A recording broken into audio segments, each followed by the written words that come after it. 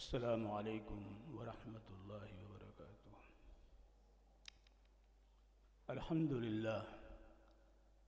للہ وکفى وسلام علی عباده الذین اصطفى۔ قال اللہ عز وجل فی القرآن المجید والفرقان الحمید: اعوذ باللہ من الشیطان الرجیم، بسم اللہ الرحمن الرحیم۔ من كان يريد العزة فلله العزة جميعا إليه يسعد الكلم الطيب والعمل الصالح يرفعه۔ صدق اللہ العظیم۔ صدر محترم اور معزز علماء کرام و حاضرین مجلس، ابھی آپ نے حضرت مولانا عزیز الحسن صاحب رحمۃ اللہ علیہ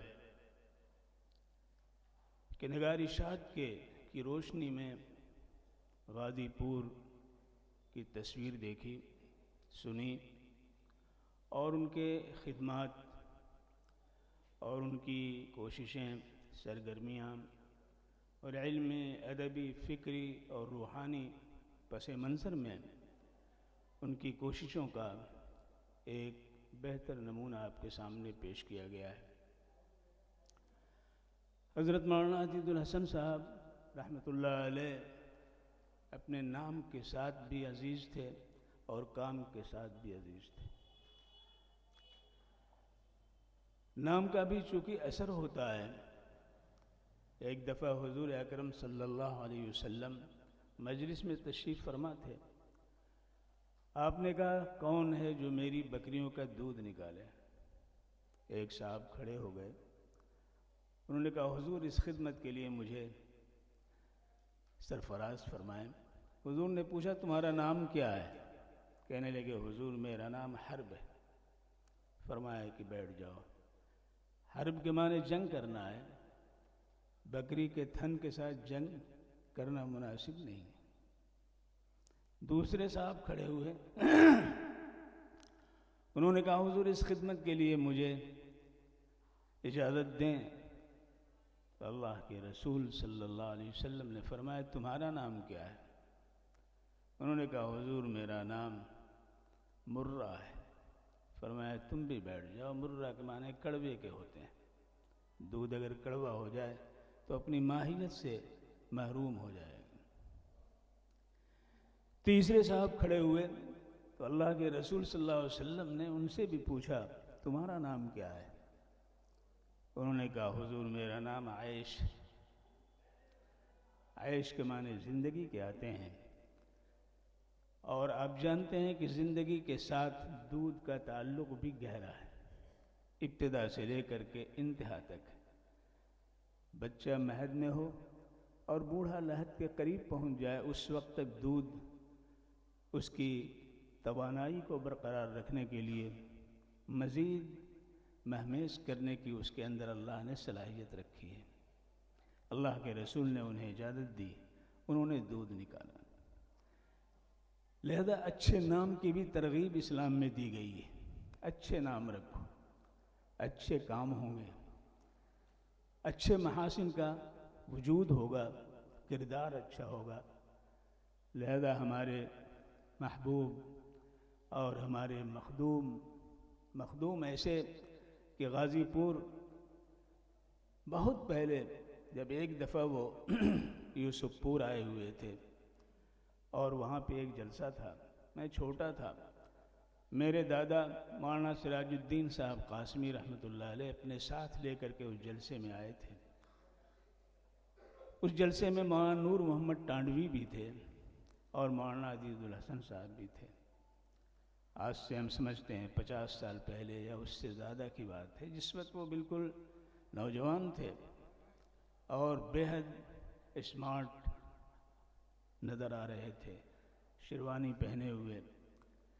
ان کی شخصیت اسی وقت نظروں میں جچی، اور ایسی جچی کہ ہمیشہ وہ یاد رہے، اور یہاں تک کہ اس ادارے سے تعلق قائم ہوا، آنا جانا شروع ہوا، اور پھر حضرت مولانا علی میاں رحمۃ اللہ علیہ یہاں تشریف لے آئے، مولانا رابع صاحب کئی دفعہ تشریف لے آئے، اور حضرت مولانا عزیز الحسن صاحب ایسے عزیز ان بزرگوں کے ہو گئے، ایسے عزیز ہو گئے، اور جب عزت بڑھتی ہے اور عزت کے ساتھ ساتھ مناسبت پیدا ہو جاتی ہے تو ایسی صورت میں سب کچھ لٹا دینے کا ایک داعیہ پیدا ہوتا ہے۔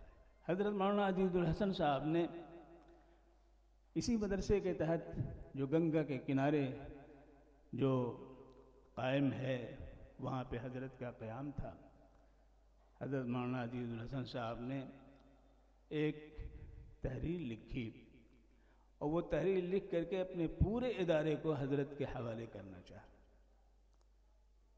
حضرت نے مجھے بلایا اور کہا کہ یہ تحریر آئی ہے، تمہاری کیا رائے ہے؟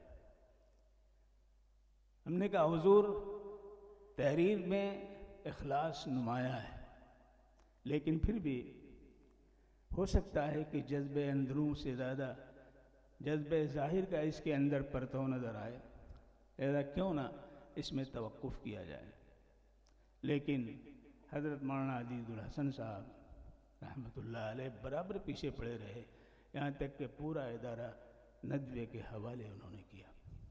اور اس مشرقی یو پی کے اندر گویا کہ اس طرف جو غازی پور اور بلیا، اس علاقے کے اندر سب سے بڑا جو ام المدارس کی حیثیت رکھتا تھا، یہ ادارہ ندوے کے زیر سایہ آ کر کے مزید اس نے ترقی کا راستہ اختیار کیا۔ مجھے یاد ہے کہ اس کے بعد کئی شاخوں میں جانا ہوا اور ہر جگہ مولانا کو محبب پایا۔ محبب اس لیے نہیں تھے کہ اپنی بڑائی کے وہ خوگر تھے، محبب اس لیے نہیں تھے کہ وہ اپنے تعلق سے لوگوں کو اپنی طرف متوجہ کرنے کے وہ کارہائے نمایاں انجام دیتے تھے جس کے ذریعے لوگ ان کی طرف متوجہ ہوں، بلکہ ان کا وہ اخلاص تھا، وہ اپنائیت تھی، وہ حسن انسجام کی دولت سے مالا مال تھے، اور یگانگت کا پرتو ہر جگہ ان کی طرف سے نظر آتا تھا، ان پر نظر آتا تھا، جس کی بنیاد پر کشش فراواں ان کی ذات کے اندر موجود تھی۔ اور پھر وہ گئے تو اس طرح گئے، یہ کمال زندگی ہے کہ جب آفتاب ڈوبے، یہ کمال زندگی ہے کہ جب آفتاب ڈوبے تو فلک کو نور دے کر نئی انجمن سجا دے۔ آج یہ انجمن ہمارے سامنے ہے، ان کی تحریریں ہمارے سامنے ہیں، ان کی خدمتیں ہمارے سامنے ہیں، ان کے افکار ہمارے سامنے ہیں، ان کے نگارشات ہمارے سامنے ہیں، ان کی نیکیاں ہمارے سامنے ہیں، ان کی خدمتیں ہمارے سامنے ہیں، اور یہی وہ چیز ہے جس نے ہمیں کشا کشا یہاں تک لائی ہے۔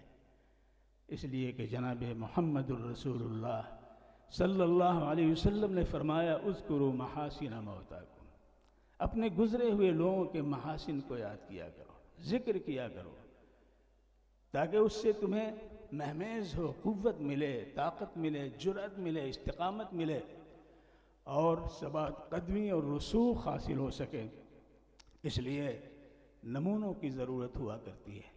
جناب محمد الرسول اللہ صلی اللہ علیہ وسلم سے بہتر نمونہ، کامل نمونہ، مؤثر نمونہ اور انجام تک پہنچانے والا نمونہ جو خیر کا حامل ہو، کوئی نمونہ نہیں ہو سکتا ہے۔ اس لیے کسی نبی کے بارے میں یہ نہیں کہا گیا، لیکن جناب محمد الرسول اللہ صلی اللہ علیہ وسلم کے بارے میں کہا گیا لقد کان لکم فی رسول اللہ اسوۃ حسنہ۔ حضرات، جو چیز سمٹتی ہے وہ بڑھتی ہے، جو چیز سمٹتی ہے وہ بڑھتی ہے، جس کو دبایا جاتا ہے وہ ابھرتا ہے۔ غازی پور کی سرزمین پہ کچھ ایسے بھی حالات حضرت مولانا عزیز الحسن صاحب کے ساتھ آئے، جب سمٹ کر کے ایسا محسوس ہو رہا تھا کہ 2-4 کمروں میں یہ رہ جائے گا۔ ایک چھوٹی سی مسجد جس میں ایک صف میں 4-5 8 کے علاوہ زیادہ لوگ نہیں آ سکتے تھے، سمٹا ہوا، لیکن جو سمٹتی ہے وہ بڑھتی بھی ہے۔ شیب ابی طالب میں عالیان اسلام کو جناب محمد الرسول اللہ صلی اللہ علیہ وسلم کے زیر سایہ ایسا دبایا گیا کہ سمٹ کر کے وہ ایسا محسوس ہوتا تھا کہ یہ چند دنوں کی بات ہے، یہ سب کے سب ختم ہو جائیں گے، لیکن اس سمٹنے نے اس کو ساری دنیا کے اندر پھیلا دیا۔ جو چیز سمٹتی ہے وہ چیز بڑھتی بھی ہے، جو چیز دبائی جاتی ہے اسے ابھرنے کا موقع بھی ملتا ہے۔ آج الحمدللہ ثم الحمدللہ یہ ادارہ بھی اور ادارے کے محسنین، معاونین، مخلصین، محبین بھی اور اس کے خدماء اور اساتذہ اور طلباء بھی الحمدللہ ہر جگہ آپ کو نظر آئیں گے۔ حضرات، مولانا عزیز الحسن صاحب جیسا کہ میں نے کہا کہ عزیز تھے، ان کے ہاں بیٹھنے پر سکون ملتا تھا، ان کے تجربات کی تنویر حاصل ہوتی تھی، ان کے زندگی کا عکس جمیل کارواں میں شریک ہو جایا کرتا تھا۔ لہذا ہم جب بھی آتے تھے کوشش یہ کرتے تھے کہ وہاں ان کی خدمت میں ضرور حاضر ہوں۔ ایک دفعہ مجھے یاد ہے دلدار نگر کی طرف ایک عزیز کی شادی تھی، اس میں گیا اور وہ بڑا سخت موسم، بڑی شدت کی لو چل رہی تھی۔ میں ادھر ہی سے جا سکتا تھا، لیکن میں نے یہ طے کیا کہ کشتی سے دریا پار کر کے مولانا سے مل کر کے جائیں گے۔ لوگوں کو گرتے ہوئے میں نے دیکھا، گرے اور ختم ہو گئے، ایسی زہریلی ہوا چل رہی تھی۔ خیر میں نکلا، دریا پہ آیا، کشتی پہ بیٹھا، پار ہو کے جب یہاں آیا تو مولانا بڑے حفاوت کے ساتھ انہوں نے استقبال کیا، لیکن یہ کہا کہ تم نے یہ اچھا نہیں کیا، تمہیں اس موقع پہ ایسا فیصلہ نہیں کرنا چاہیے تھا۔ لیکن محبت جب ہوتی ہے تو ہر چیز آسان ہو جایا کرتی ہے۔ محبت سے جہاں دیکھا کسی نے وہیں پلکیں بچھا دی زندگی نے۔ شبستان محبت دشت غربت بھی وطن بھی ہے، یہ ویرانہ قفس بھی آشیانہ بھی چمن بھی ہے۔ محبت ہی وہ منزل ہے جو منزل بھی ہے، صحرا بھی، جرس بھی، کارواں بھی، راہ بر بھی، راہزن بھی ہے۔ مرض کہتے ہیں سب اس کو، مرض کہتے ہیں سب اس کو، یہ ہے لیکن مرض ایسا، مرض کہتے ہیں سب اس کو، یہ ہے لیکن مرض ایسا، چھپا جس میں علاج گردش چرخ کہن بھی ہے۔ محبت ہوتی ہے تو کوئی چیز مشکل نہیں ہوتی، نہیں مشکل کوئی مشکل سوائے ایک مشکل کے کہ گر شوق و جنوں سے دل تیرا سرشار ہو جائے، ہر کام آسان ہو جائے۔ حضرت مولانا عزیز الحسن صاحب کے پیش نظر زندگی کا عنوان یہ تھا کہ زندگی نام ہے طوفان حوادث کا روش، زندگی نام ہے طوفان حوادث کا روش، ننگ ساحل ہے وہ جس کو کوئی طوفان نہ ملا۔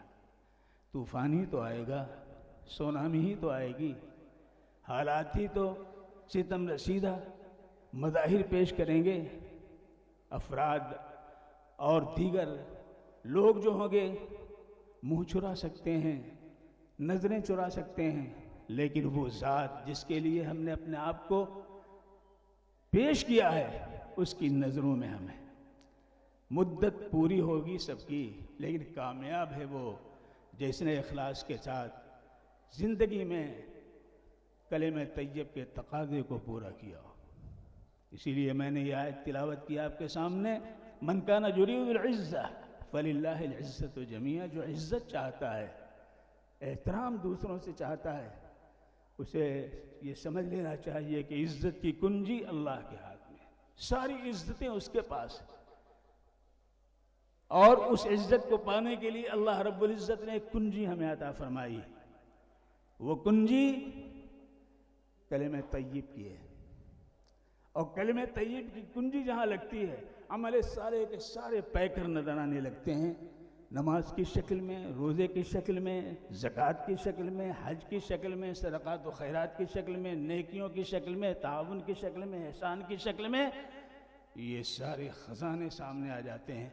لہذا اللہ کہہ رہا الیہ یصعد الکلم الطیب، یہ کنجی لے کر کے اوپر آؤ، والعمل الصالح یرفع، تمہارے جتنے اعمال حسنہ ہیں اس کنجی کے ذریعے اس خزانہ عامرہ کے اندر اللہ پہنچائے گا، جہاں اس کا وعدہ ہے کہ چھوٹی سی نیکی بھی تم کر کے آؤ گے تو اللہ اسے بڑھا کر کے پہاڑ کی طرح کر دے گا۔ لہذا ہمیں یہ پورا یقین ہے کہ حضرت مولانا عزیز الحسن صاحب نے زندگی جس میں لگائی اور اللہ نے زندگی ان کو طویل دی۔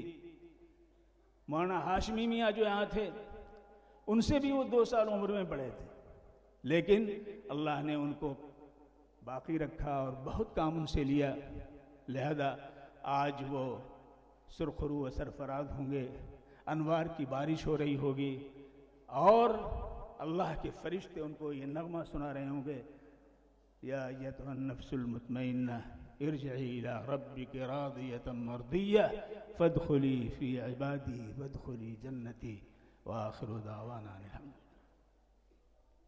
इज़्ज़ो शान वतन मरकज़े इल्म फन मदरसा दीनिया दीन का है चमन।